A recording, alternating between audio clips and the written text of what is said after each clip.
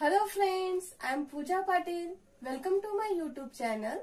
Our today's topic is heredity and evolution. These are the first chapter into the 10th standard book. So, this video is very important for 10th standard student. So, my first question is definition of heredity. Very important question. The definition of heredity. Means heredity means क्या होता है वो हम देखते हैं कि heredity क्या है। जब देखिए अभी एक जनरेशन से दूसरे जनरेशन में जो कैरेक्टर ट्रांसफर होता है, मतलब हमारे पिताजी का कलर अगर फेयर हो तो हमारा भी कलर फेयर ही आता है। तो मतलब क्या हुआ कि हमारे पिताजी से हमें वो कलर ट्रांसफर हुआ है। Okay, these are the heredity means scientific definition of heredity is the heredity is transfer of biological character from one generation to next generation are called heredity। समझ में आया?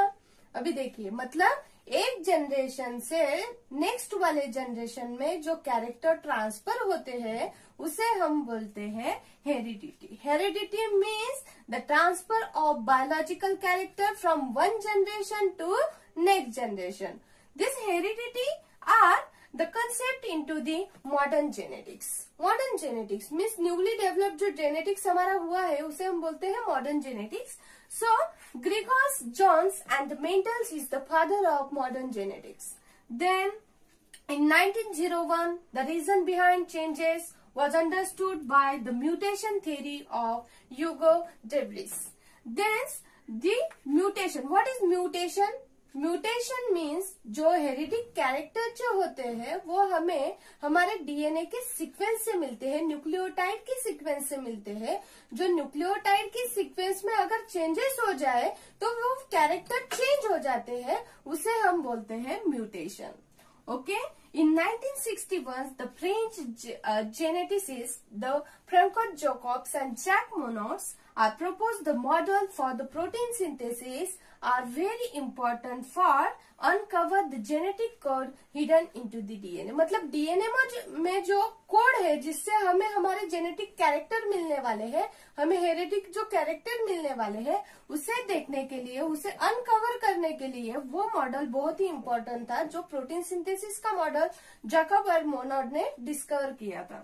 देखिए अभी देखिए the uses of heredity is the diagnosis of genetic disorder as well as treatment of hereditary disorder, then production of the hybrid varieties of animal and the production of hybrid varieties of plant। अभी देखिए hybrid varieties of animal means जो genetic cloning करके हमें मिले हुए होते हैं, okay, उसे हम बोलते हैं hybrid varieties of animal। और in your book very important topic is, अभी देखिए आपको क्वेश्चन पूछा गया है कि एक्सरसाइज में कि definition, write down the definition of heredity and the mechanism of the heredity. So the mechanism of heredity is mating. First mechanism of heredity is the mating. Mating means fusion of two gamete, female gamete and male gamete. जब female का और mail का gamete का जो fusion होता है उसे हम बोलते हैं mating of the chromosomes. Then second वाला मैकेनिज्म है crossing over of chromosome. This crossing over are very important for transfer the genetic character from one chromosome to another और the matching of the chromosome. मतलब crossing over जो होता है वो gene का जो कैरेक्टर है उसे वो ट्रांसफर करने का काम करता है। मतलब मैटिंग होती है, क्रोमोसोम की मैटिंग जब फ्यूजन हो जाता है तो जेनेटिक कैरेक्टर देखिए will leads to the transfer of character of variation. जो वेरिएशन की कैरेक्टर है जो फादर से या मदर से हमें मिलने वाले हैं उसे हम बोलते हैं the crossing over of chromosome. So friend, this are the topics are available into the heredity. Heredity में देखिए क्या क्या इम्पोर्टेंट है। हेरिडिटी की डेफिनेशन इम्पोर्टेंट है, हेरिडिटी के जो ये साइंटिस्ट है जिसने उसे डिस्कवर किया है वो इम्पोर्टेंट है, और उसके यूजेस इम्पोर्टेंट है, उसके बाद उसका मैकेनिज्म इम्पोर्टेंट है। ये मैकेनिज्म जो टॉपिक है वो आपके बुक में दिया हुआ नहीं है उसे, लेकिन वो बहुत ही इम्पोर्टेंट है क्योंकि उस पर लॉन्ग क्वेश्चन पूछा गया है कि right down the definition of heredity and the mechanism of heredity. So friend, ये बात समझ में आए? अभी देखिए अगले जो टॉपिक है आपके, उसमें आपको दिया हुआ है कि प्रोटीन सिंथेसिस का ट्रांसलेशन दिया है, ट्रांसक्रिप्शन दिया है, ट्रांसलोकेशन दिया है, उसके बाद म्यूटेशन दिया है। ये 4 डेफिनेशन जो है वो बहुत ही इम्पोर्टेंट है। अभी देखिए वो डेफिनेशन हम देखते हैं।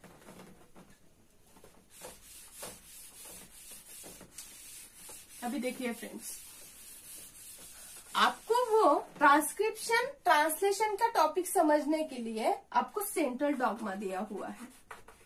सेंट्रल डॉग्मा दिया हुआ है, वो जो central dogma of protein synthesis. अभी देखिए central dogma of protein synthesis में बहुत ही सिंपल तरीके से आपको ध्यान में रखना है कि डीएनए का यूज होता है, आरएनए का होता है और फिर प्रोटीन का होता है।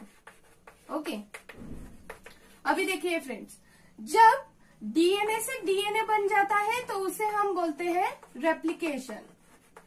Means DNA are made from same DNA copies are called replication. अभी देखिए, जब डीएनए से आरएनए बनता है, the synthesis of RNA molecule by using the DNA molecule are called transcription. बहुत ही सिंपल तरीके से आपको ध्यान में रखना है, जब डीएनए से डीएनए बन जाता है वो प्रोसेस को हम रेप्लिकेशन कहते हैं, और जब डीएनए से आरएनए बन जाता है तो उसे हम ट्रांसक्रिप्शन कहते हैं। तो ट्रांसक्रिप्शन समझ में आया कि डीएनए से आरएनए बना है।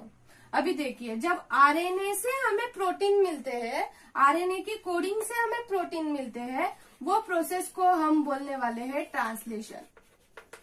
Okay, translation. Translation means by using RNA proteins are synthesized are called translation. Okay friend, ये तीनों डेफिनेशन आपको समझ में आया। अभी देखिए, जब डीएनए से डीएनए बन जाता है उसे हम रेप्लिकेशन बोलते हैं, डीएनए से आरएनए बनता है तो उसे हम ट्रांसक्रिप्शन बोलते हैं, फिर आरएनए से प्रोटीन बनते हैं तो उसे हम ट्रांसलेशन बोलते हैं। ये समझ में आया। अभी देखिए ट्रांसलोकेशन, जो 4th डेफिनेशन है वो है हमारी ट्रांसलोकेशन। ट्रांसलोकेशन अभी बहुत ही सिंपल है। देखिए, ये यम आरएनए है और उसे रीड करने वाला ये है राइबोसोम। अभी देखिए, प्रोटीन सिंथेसिस जब भी होता है तो यम आरएनए और राइबोसोम बहुत ही इंपॉर्टेंट रोल प्ले करते हैं। और जब ये राइबोसोम जब, अभी देखिए 3' है 5' सॉरी है 3' और ये 5' है। जब राइबोसोम ट्रांसफर होता है एक साइड से अनदर साइड से, मतलब एक साइड से अनदर साइड तक जब वो ट्रांसफर होता है, मतलब इधर से वो इधर जाएगा, तब वो ट्रांसफर होते समय अभी हमको पता है कि 3 कोडॉन्स होते हैं एमआरएनए के ऊपर। ओके, AUG कुछ तो भी कोडॉन हो गए। जब राइबोसोम ट्रांसफर होते वक्त 3 कोडॉन को छोड़कर आगे जाता है, ट्रिपलेट कोडॉन को। अभी देखिए, मतलब 3 कोडॉन को, ट्रिपलेट कोडॉन को छोड़ के वो ट्रांसफर हो रहा है एक साइड से अनदर साइड तक, तो उसे हम बोलेंगे ट्रांसलोकेशन।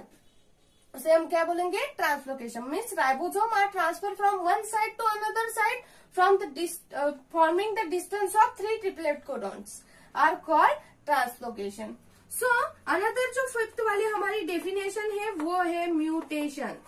अभी देखिए, म्यूटेशन की बहुत ही सिंपल डेफिनेशन मैं आपको बताऊंगी कि म्यूटेशन मतलब क्या है। अभी हमें देखा कि हेरिडिटी जो है वो न्यूक्लियोटाइड के सीक्वेंस के ऊपर डिपेंड होती है। जब ये न्यूक्लियोटाइड की सीक्वेंस, मतलब हमारी डीएनए की सीक्वेंस जो है ATGC, ओके, CTG, जो भी ATGC की न्यूक्लियोटाइड सीक्वेंस है, जब इस न्यूक्लियोटाइड के सीक्वेंस में थोड़ा सा चेंज हो जाता है, okay, change into the nucleotide sequences, तो वो कैरेक्टर डायरेक्टली चेंज हो जाते हैं, उसे हम बोलते हैं म्यूटेशन। मतलब certain genetical changes into the nucleotide sequences are called mutation. अभी देखिए, आपकी इंफॉर्मेशन के लिए मैं आपको बता देती हूँ कि म्यूटेशन के 2 टाइप होते हैं, इंड्यूस म्यूटेशन और spontaneous mutation. Induce mutation and spontaneous mutation. Induce mutation जो है मतलब इंड्यूस म्यूटेशन जो होता है वो हमने खुद किया हुआ होता है, मतलब कुछ तो भी टेक्निक्स यूज करके हम खुद में, मतलब एनिमल्स में बोलो कि वो एनिमल्स होते हैं, प्लांट्स होते हैं, उसमें हम जो चेंजेस खुद करवाते हैं, मतलब मैन जो खुद होके करवाता है उसमें म्यूटेशन, उसके जेनेटिक कोड को चेंज करके कुछ तो भी उसमें चेंजेस हो जाते हैं, उसे हम बोलते हैं इंड्यूस म्यूटेशन। मतलब वो इन्वायरमेंट में नहीं होता है, वो हम खुद करवाते हैं, उसे बोलते हैं इंड्यूस म्यूटेशन। उसके बाद आता है स्पॉन्टेनियस म्यूटेशन, मीन्स वो नेचुरली होता है। ओके, मतलब वो इन्वायरमेंटल के चेंजेस, जो फिजिकल चेंजेस है, टेम्परेचर का चेंजेस है, उसके वजह से जो म्यूटेशन होने वाला है उसे हम बोलते हैं spontaneous mutation. Okay friends, so these are the very important definitions available in your book. So friend, अगले मेरे लेक्चर में हम प्रोटीन सिंथेसिस देखेंगे कि प्रोटीन सिंथेसिस कैसे होता है। Please like, share and subscribe my YouTube channel and press the bell icon for the new notification of my video. Thank you.